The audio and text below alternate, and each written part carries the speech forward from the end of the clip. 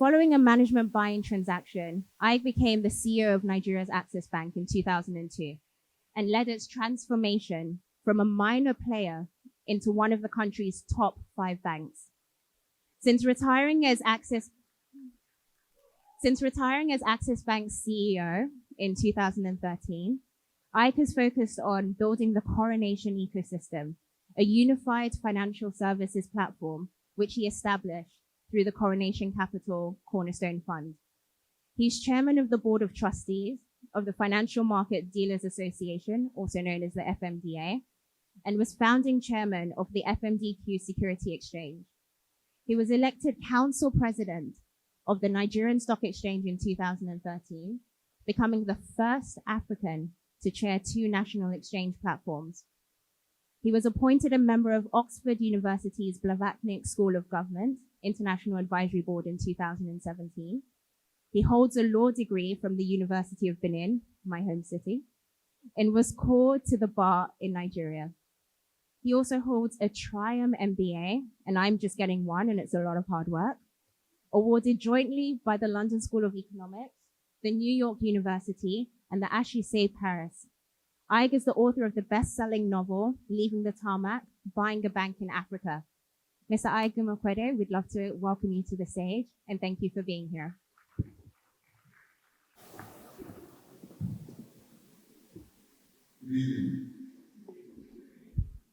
Thank you very much. All right. So to warm you up, we're going to start with what a lot of us business people love to do sometimes, rapid fire questions. We'll start them very easy. So the first one would be, are you a morning or a night person?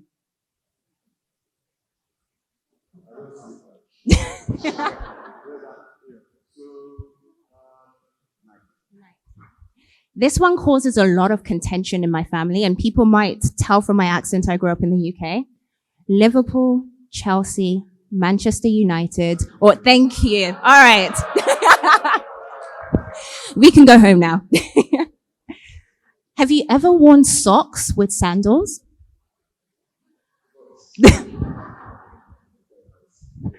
And then the easiest question to ask, what is one thing that everyone in this room could do to help advance African development?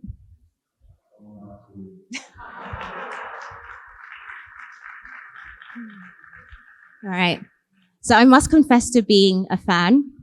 I bought your book and read it in 4 straight hours. And to anyone who hasn't, I would recommend that you do so. It's certainly eye-opening for any African, any entrepreneur, and to be honest, any individual. And having read your journey, I can think of no better way to set the scene for this conversation by just reading a quick excerpt, if you don't mind. So this is what he writes, and I'm trying to say it in his voice, but there might be, a difference in tone. I was flying alone to Lagos, just me and my small suitcase, sitting in the departure lounge, waiting nervously for my flight to be called. I was flying Nigeria Airways, then the only way to fly commercially within Nigeria. The airline was a bloated, state-owned monopoly that personified all that was bad about government running a business. It was bureaucratic, corrupt, and provided an atrociously poor level of service. Getting on board a flight required connections with the ground staff, and a confirmed ticket never guaranteed you a seat on the plane. But in my innocence, I did not know how it all worked. When the airport staff announced that the plane was ready for boarding, there was suddenly a mad scramble as the more experienced passengers leapt to their feet and dashed out to get on board. As I struggled towards the plane with my suitcase, I was elbowed out of the way by many people much bigger and stronger than me. By the time I reached the bottom of the steps to the plane, the door at the top had been slammed shut, all the seats having been filled. As I stood with my suitcase watching the plane take off without me, tears streamed down my face, and I vowed that never again would I be left behind on the tarmac while everyone else was taking off. So I found that to be one of the most insightful pieces of your book because it seemed to continue on as a trend. So I'm curious, out of all the experiences you've had building a business and throughout your life, why is that one story so profound to you? So, I was born in 1960, and I come from probably the last generation, certainly of Nigerians and maybe outside, that saw Africa as it was. In the sense that up to this very moment, my thought when I think about excellence in university is a visit I made to the University of Ghana at a very tender age of 6 around my home. And I remember visiting the postgraduate halls of residence of students to see Tanzanian friends who came to study at the university. At that point in time, many people across the world who wanted to get a very good education came to Nigeria.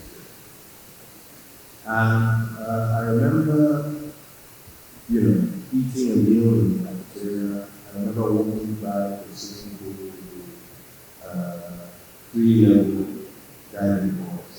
I remember visiting a room and having to move whilst, cleaning put fresh sheets in there. And up to this point in time, even in my visit to Ivy League institutions like Harvard and so on, my abiding memory of educational excellence in Nigeria.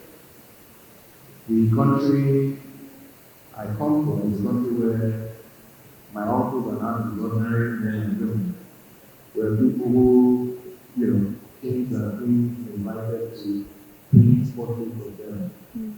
And the military man that I remember in the Nigerian army was a dashing officer who would go on to win a medal at the Olympic Games in his center.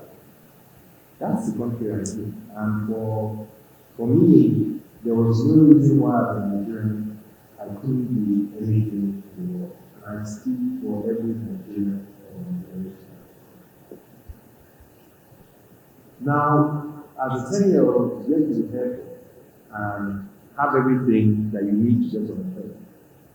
And discover that something has happened in the country where it's all taken away from you. And you ask yourself, okay, how do I survive? How do I live this dream that I was prepared, as a child to live? How do I resolve it?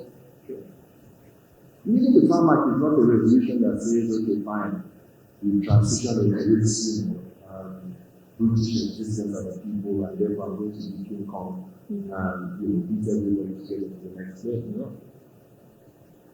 Up to this point in time, I probably feel like my drive is to kind of reverse that narrative, so that people like you don't have to fight together and you've got to boarding pass with proper handcuffs. Then, of course, is that feeling of failure, because I did feel failure when I was left in that time. I thought at that point in time I thought everything in life to win, and when I qualified, I'll get my law. So this time, I qualified, but I was left in time after I failed. And so the other thing I went away with was this sense that I would never fail again. When I said I would never fail again,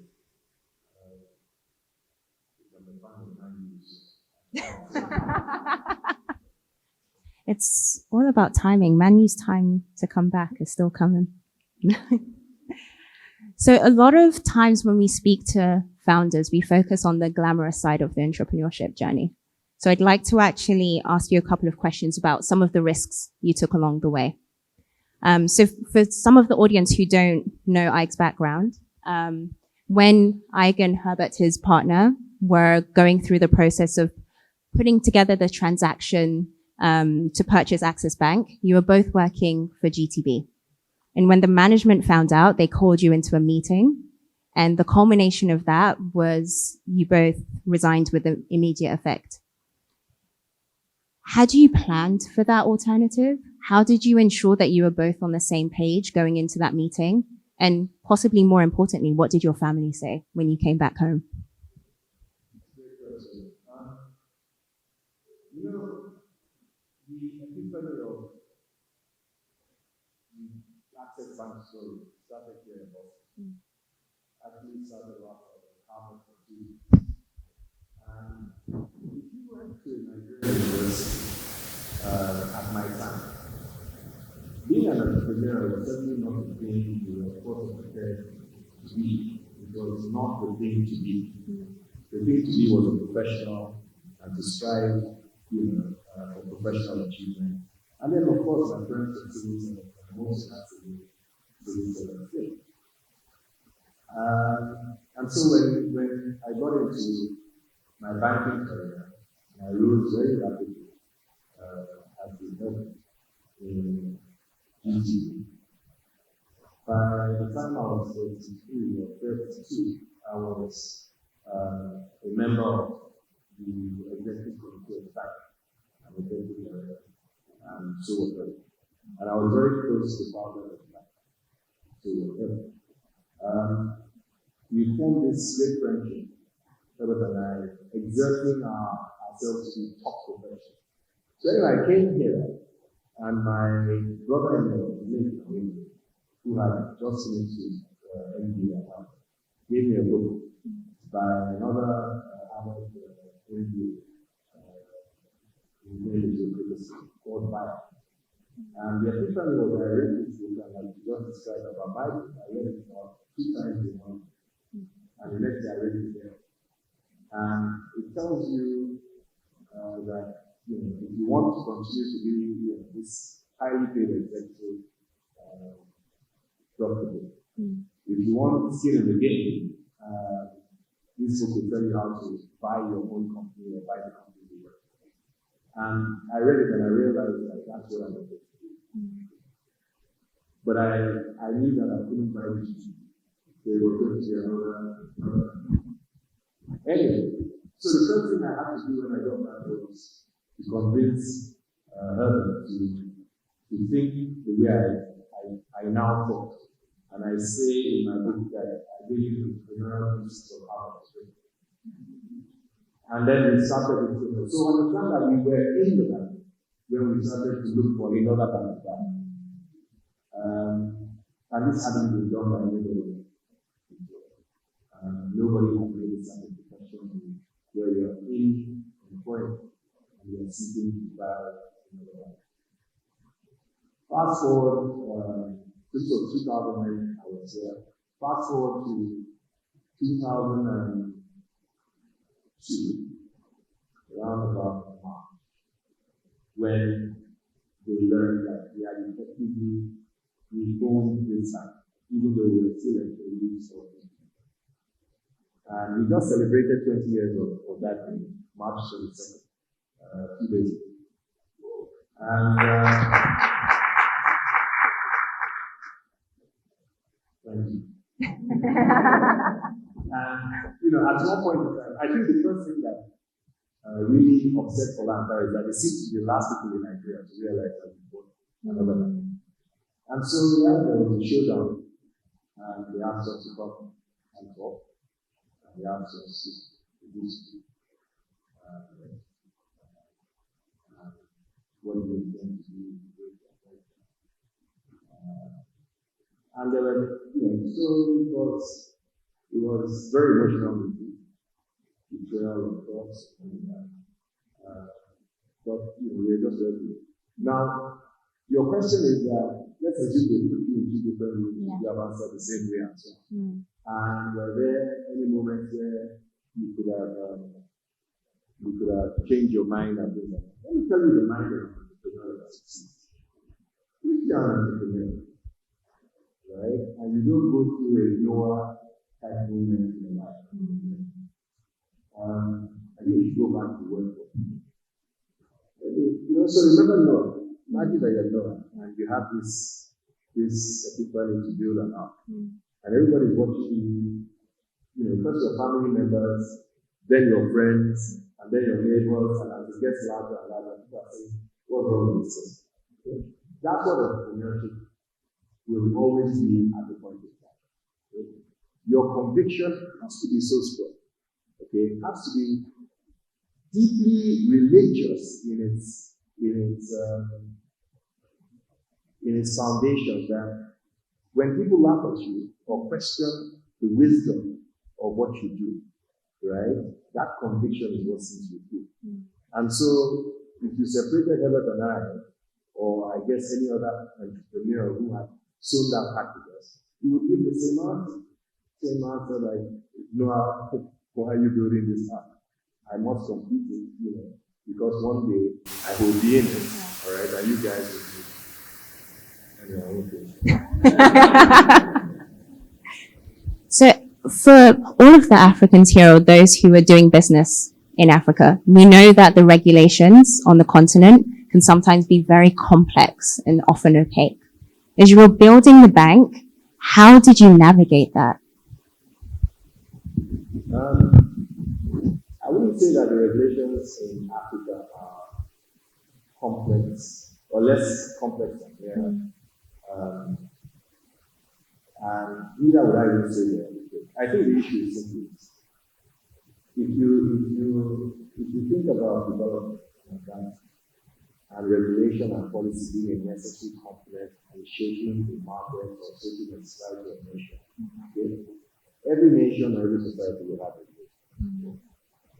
A young nation has institutions that have just been built, have talent that is just gaining experience. Okay? So you would imagine that when you compare the regulatory context in the US, the regulatory context in Nigeria, we wouldn't be as mature.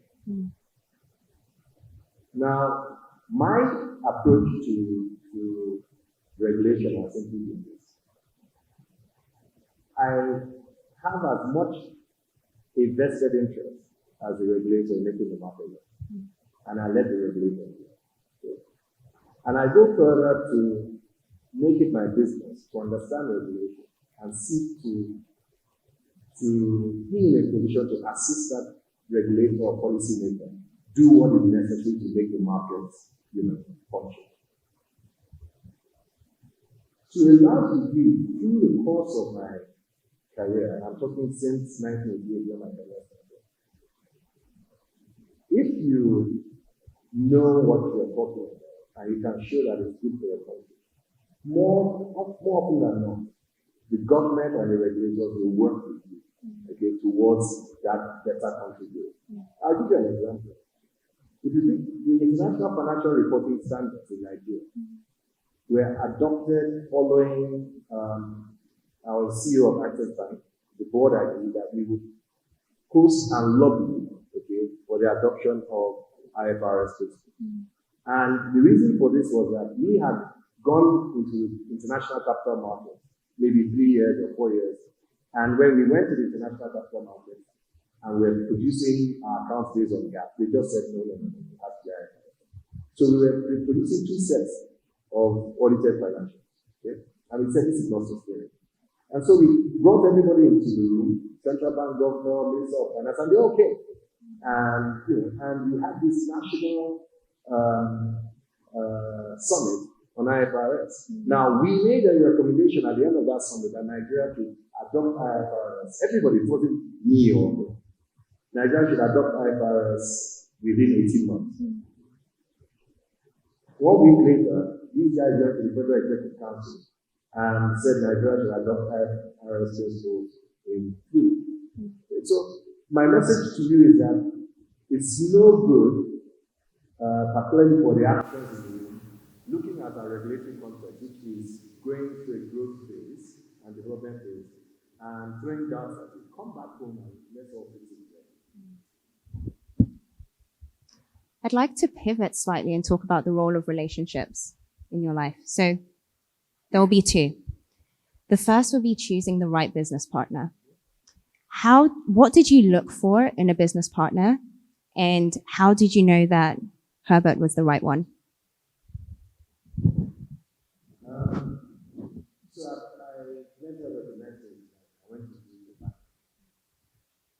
us working back then. Not because we worked but I went to see a senior colleague in his bank, and there were, as things were, a number of people on the shop floor. And I knew a few of them, but the one I remembered was Herbert after him. Okay. And so I feel that my instincts and my perception of people is very, very correct.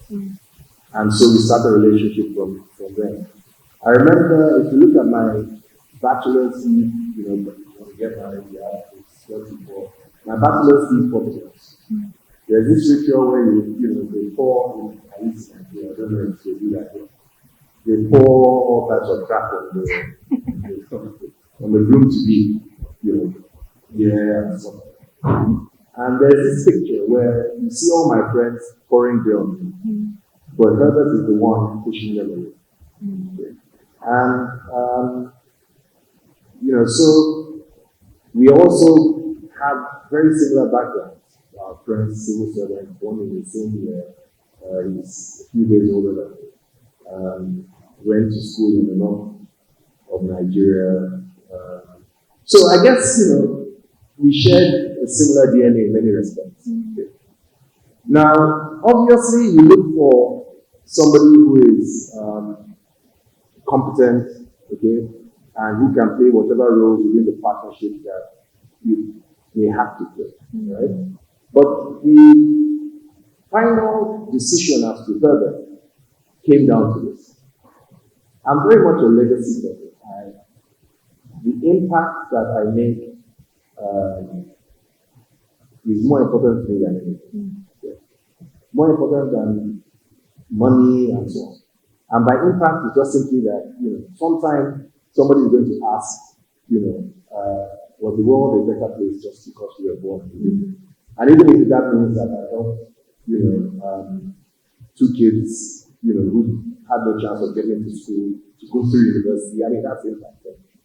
So, when I decided I was going to buy a bank, the thing that was pushing me was we needed to create a bank that would, and I've said this before, a lot of the time, Africans understand this when I say it, but non-Africans don't. We wanted to create a bank that would be different from in terms of the story. Okay, for 100 years. And so it's wasn't about my time, okay, and my time could end any time, okay. If you want to create something for all time, right, you have to make sure that, it's going to keep going, whether or not you're there. So, I actually thought, if this journey ends 1 year into acquiring this bank, which Nigerian would I feel most comfortable in trusting that story and that journey to? That's further. And you described this, scenario where, fine. 2002, we were in the last quartile of 100 banks. Okay. By the time I left, we were in the top 4. Now the bank is number 1 or 2. So that choice was very, very well. So you mentioned being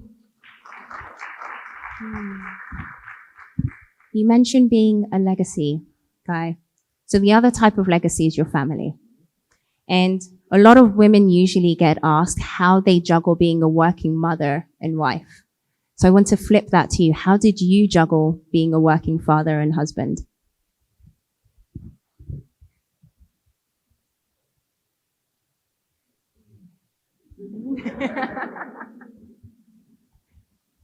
Not very well. And I'll let you. I am clear that I was so focused on my career before I started. Right? And of course, by the time I made the switch to entrepreneurial role, that I felt that if you make it career-wise, okay, particularly in a country where you don't have support systems, you don't have safety nets, and so on, right? That you would be in a position to fix and solve all problems for your family. Yeah. And that in itself was good reason and good justification for me to focus 110% on my career and my business. Now, I'm not saying I was a bad father or an absent father or anything like that, okay? But I was focused so much on my career and my entrepreneurial journey that I certainly was not there in the way a father should be. Certainly, at least for my first 2 kids. And so, I don't score myself very, very well in that respect. Now, the last 2 kids have enjoyed me trying to compensate for all the sin. Okay? Now, for my wife, I'm reading a book, the National Gateway, where the children just wrote a book. It's about her mom. It's not published yet. I'm reading it. Now, she writes about her mother. Her mother's role in her life. There's something about the African woman that is just super special. Just imagine the African woman with whatever it is she may be carrying on her head in the village, whatever it may be, okay, in whatever context, and her regal walk, okay, and her ability to work and maintain the home and keep the kids and do everything. They're super women. I learned that from my mom, and I learned that from the other women I saw. And I just pray that I'll find a woman like that. That's my wife. Okay? So, for every man in this school, just pray that the woman who selects you, because don't think the is one of so look, listen, my wife is smarter than I am. She's strong. And so throughout my life journey, she has enabled that process. Okay? I know you might be unlucky and you find yourself with a partner, whether a romantic partner, a life partner in terms of marriage, who does not enable you. But I am blessed in that respect. I mean, there's the saying, he who finds a wife finds a good thing and obtains favor from the Lord. So we're glad that you've obtained that favor. So want to switch to talking about you as a leader. How would you describe yourself as a leader?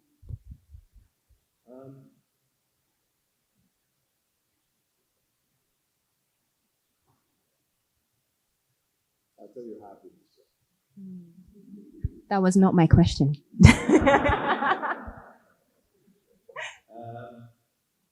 Look,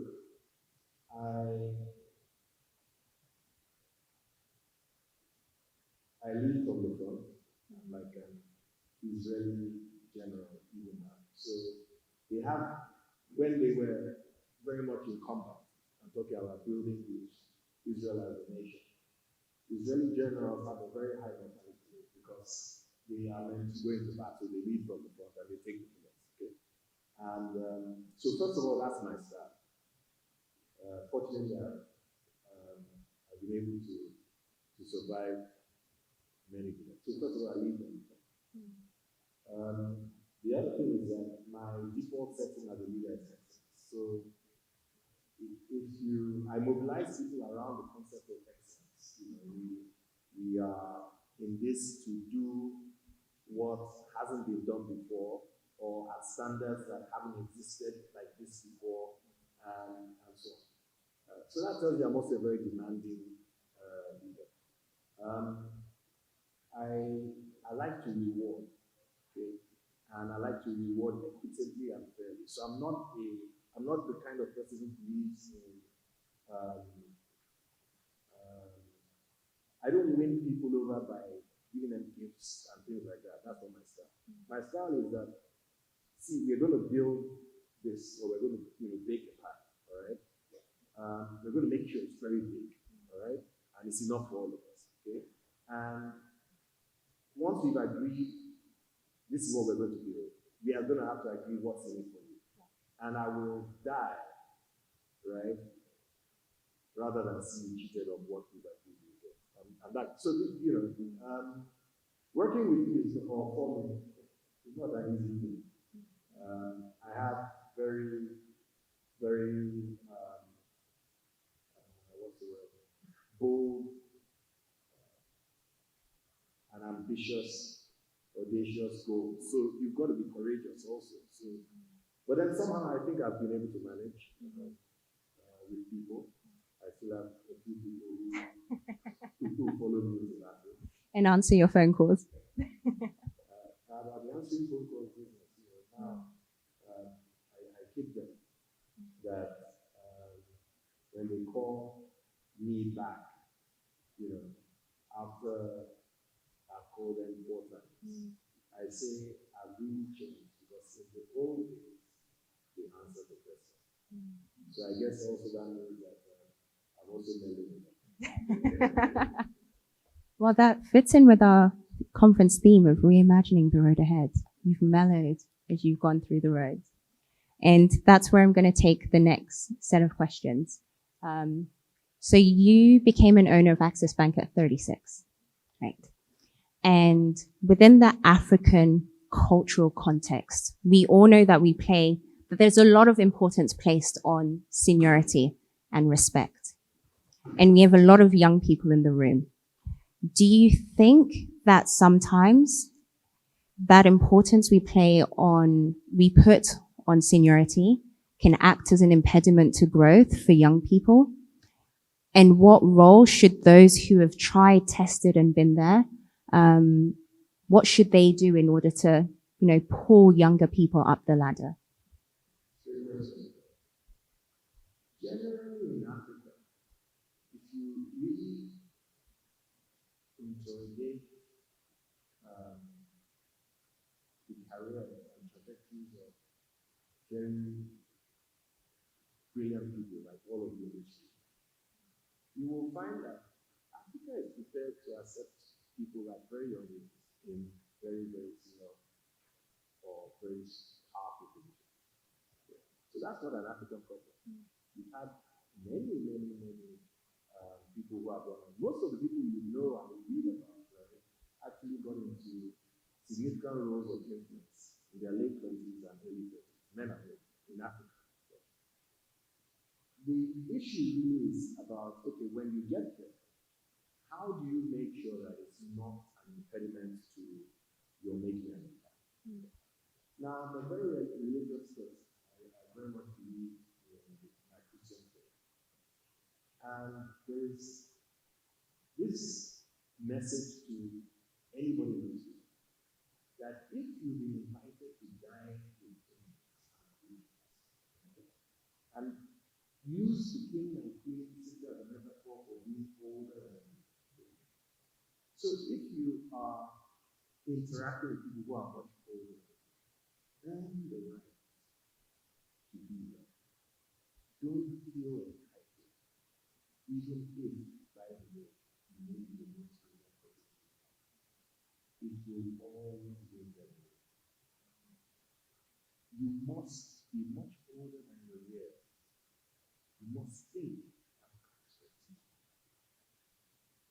You are going to prepare for it, but most importantly, I have never seen an older person trust and be led by an unwise younger person. Right? So the young, there's nothing wrong with that, but just be wiser. Thank you.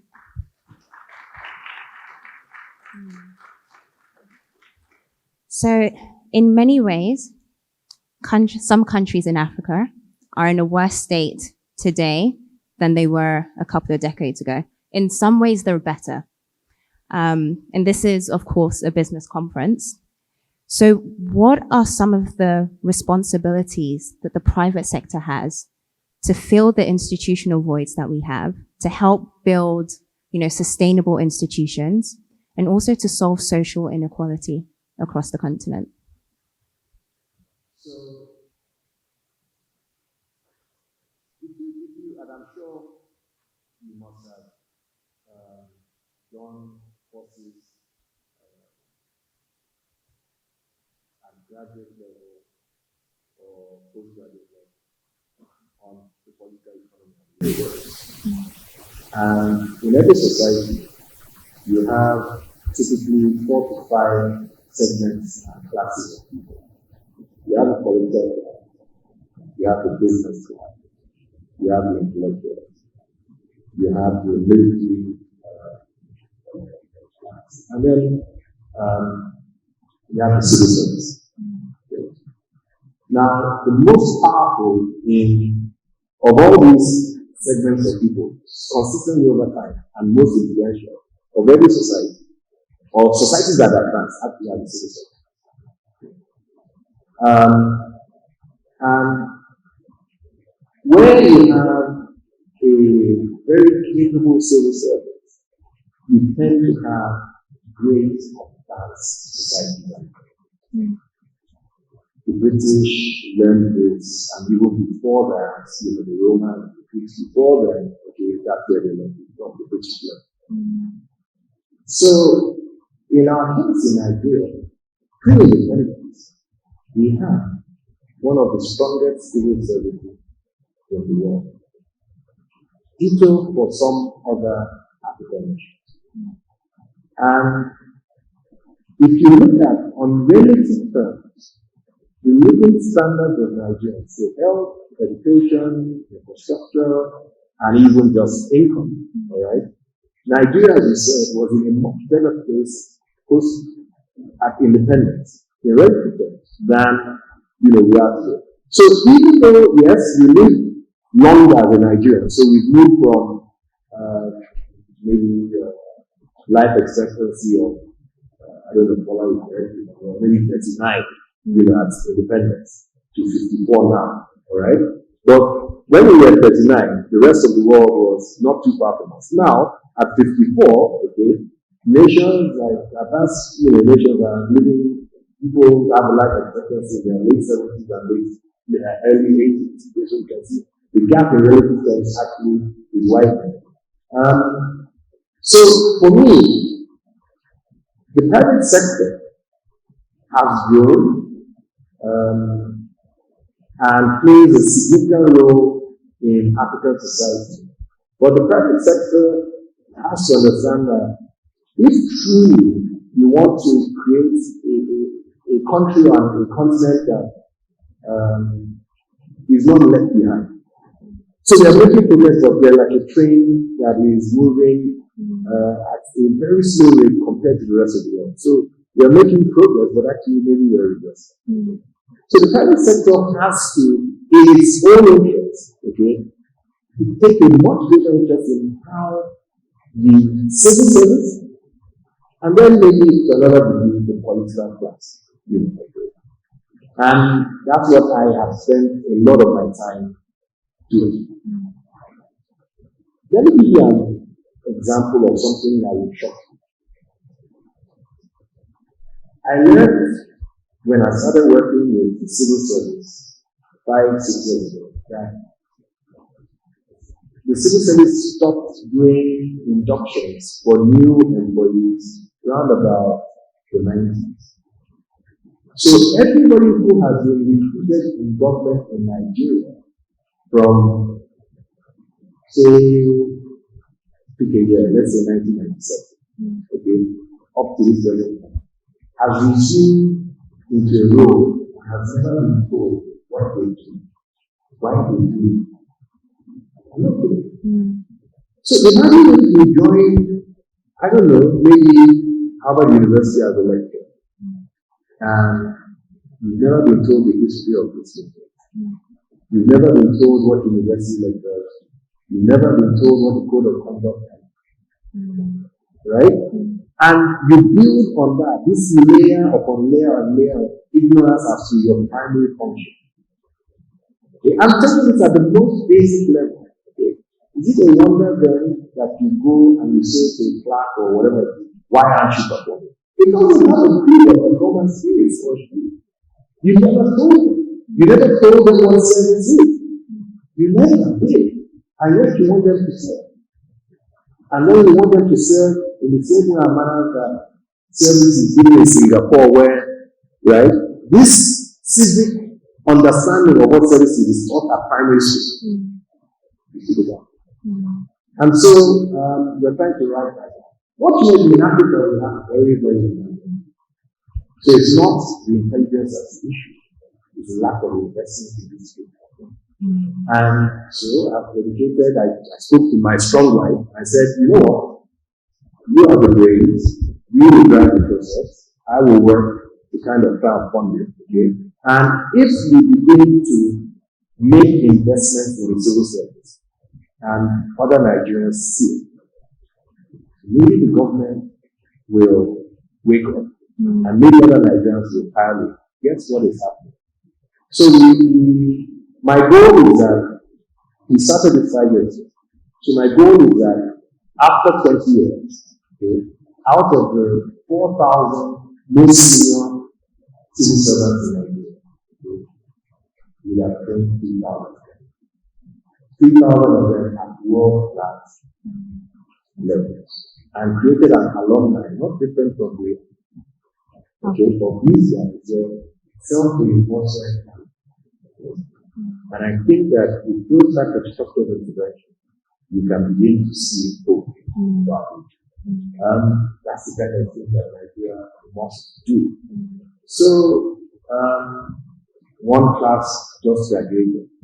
And when you graduate, you get absolutely. These are citizens, okay, people who have been ignored, brilliant men, and listen, the difference between you and them is that, in your brilliance, you find yourself here, and your twin brother or sister is, in the ministry. But, so they are capstone for them. And there's a big parasite, government parasite, big government.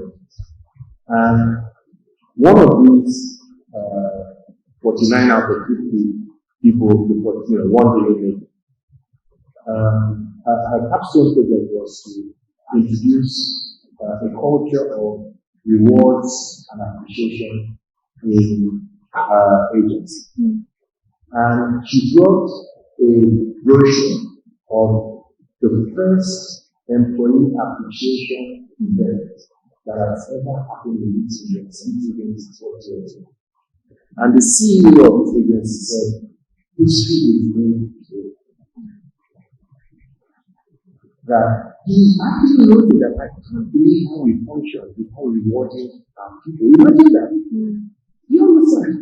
But anyway, so she had access to the to introduce this type of thing.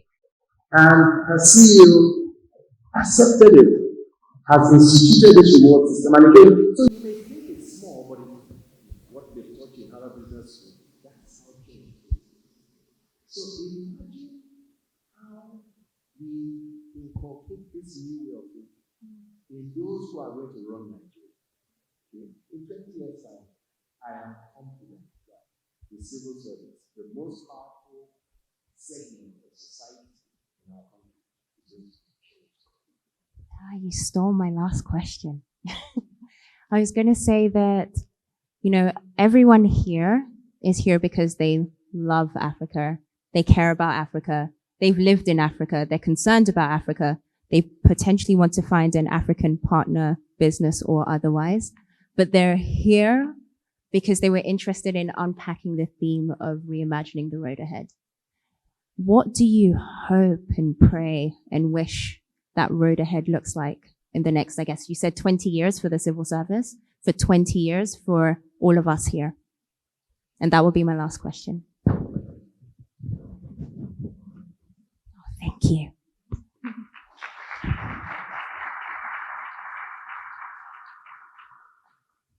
Now,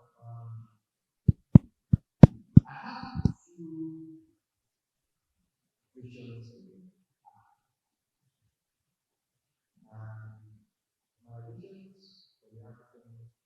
all of the regions and the actually have a concern that they will come back to.